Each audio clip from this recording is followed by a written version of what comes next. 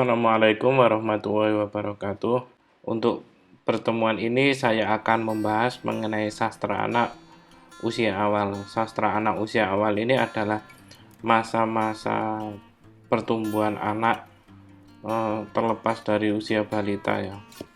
Jadi anak ini mulai bisa merespon, mendengarkan, atau mulai berbicara dengan bahasa-bahasa yang masih bertatih-tatih. Sastra anak usia awal ini menyangkut puisi lagu dolanan. Jadi puisi lagu dolanan ini berisi suatu permainan bahasa yang enak didengar dan menyentuh rasa keindahan. Puisi ini lebih menekankan nuansa-nuansa keindahan dan permainan bahasa.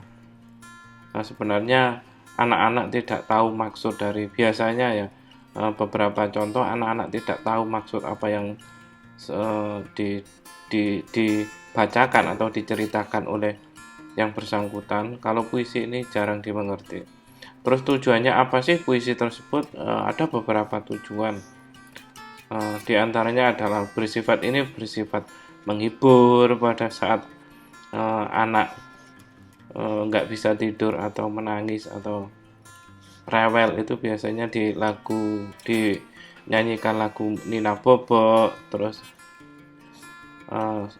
tujuan lain yaitu untuk membuat anak ini terlena dan beberapa tujuan yang lainnya.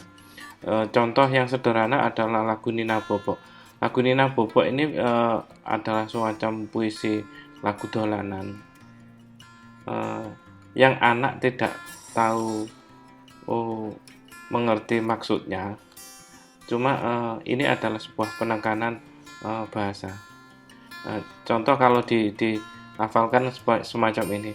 Nina Bobo, oh, Nina Bobo, kalau tidak bobo digigit nyamuk. Jadi semacam apa ya? Semacam anak itu biar segera untuk bubuk. Karena kalau nggak segera untuk tidur digigit nyamuk. Jadi semacam kayak ancaman simbolik gitu. Yang selanjutnya contoh lain seperti kayak lagu Gambang Suling. Gambang Suling kumandang suaranya. Itu contoh-contoh lagu-lagu dolanan biasanya dinyanyikan oleh orang tua yang dekat dengan si kecil, biasanya semacam itu. Kayak lagu mainan anak-anak masa kecil yaitu kayak Slugu-slugu badok, badok elailo, terus gundul-gundul pacul. Itu adalah suatu puisi-puisi dolanan yang secara harfiah biasanya susah dimengerti oleh si anak tersebut. Tapi sebuah lagu permainan dan bunyi-bunyi irama yang tepat, biasanya anak itu suka mendengarkan lagu-lagu semacam ini. Terus yang selanjutnya adalah tradisi cerita lisan. Tradisi cerita lisan ini adalah si orang tua tersebut akan mengisahkan kepada anak ketika anak tersebut sudah mulai bisa berbicara. Jadi mulai bisa berbicara, bukan penuh berbicara, tapi mulai bisa berbicara itu antara usia 2 sampai 5 atau 3 tahun. Tapi tergantung anak ya. Kadang anak usia 2,5 tahun itu belum bisa berbicara dengan baik, cuma bisa melafalkan tapi kurang jelas. Tapi dia cepat jalannya daripada berbicaranya. Terus tradisi cerita lisan ini apabila dibacakan anak bertujuan untuk merefleksikan nilai-nilai yang terkandung dalam cerita. Anak kalau mulai berbicara ini mulai bisa sedikit untuk merespon tentang keunikan, mempertanyakan tentang tokoh tersebut kepada orang yang menceritakan. Biasanya anak melakukan respon ulang terhadap apa yang diceritakan oleh orang tua tersebut. Tradisi cerita lisan ini ada banyak di Indonesia. Kalau pada masa kecil saya banyak diceritakan mengenai sosok kiai di suatu daerah, di daerah saya, di dusun saya, itu menceritakan mengenai bagaimana sosok Kiai A itu dulu berjuang babat tentang dusun tersebut, bagaimana proses mengaji pada masa itu. Saya pada masa kecil saya tidak usia 2,5 atau 3 tahun pada masa itu. Saya berusia sekitar 12 tahun pada masa itu. Saya masih sedikit-sedikit teringat tentang masa kecil saya diceritakan oleh salah satu kiai di suatu musola pada malam hari, pada habis isya biasanya itu diceritakan mengenai tokoh-tokoh penting dalam dusun tersebut tentang proses penyebaran agama Islam. Masa kecil saya lebih dekat dengan cerita-cerita semacam itu. Terus tentang cerita nabi-nabi, bagaimana nabi pada saat itu berdakwah, bagaimana sahabat nabi dan lain-lain. Saya cenderung lebih dekat dengan cerita semacam itu. Tapi kalau secara garis besar, tradisi cerita lisan itu yang terkenal itu contohnya bisa berupa Lutung Kasarung, atau Timun Mas, atau Telaga Bidadari, Nagarawa Pening, dan sebagainya. Itu salah satu contoh cerita-cerita daerah yang dikisahkan, yang diceritakan oleh orang tua kepada anaknya. Karena di dalam suatu cerita tersebut ada nilai-nilai yang bisa dipetik dan untuk direfleksikan, bisa menjadi suri tauladan kepada anak. Ini secara sederhana kenapa diceritakan dan menurut kapasitas anak itu harus mengkonsumsi semacam ini. Nah, itu ada banyak nilai-nilai, pesan-pesan penting pembentuk sikap emosional, moral, dan sebagainya. Itu salah satu hal terpenting mengenai bagaimana anak penting untuk diceritakan tentang hal-hal tertentu. Terus yang selanjutnya adalah bacaan awal dan literasi. Sebenarnya bacaan awal apa sih untuk anak yang cocok atau anak mulai mau untuk menulis?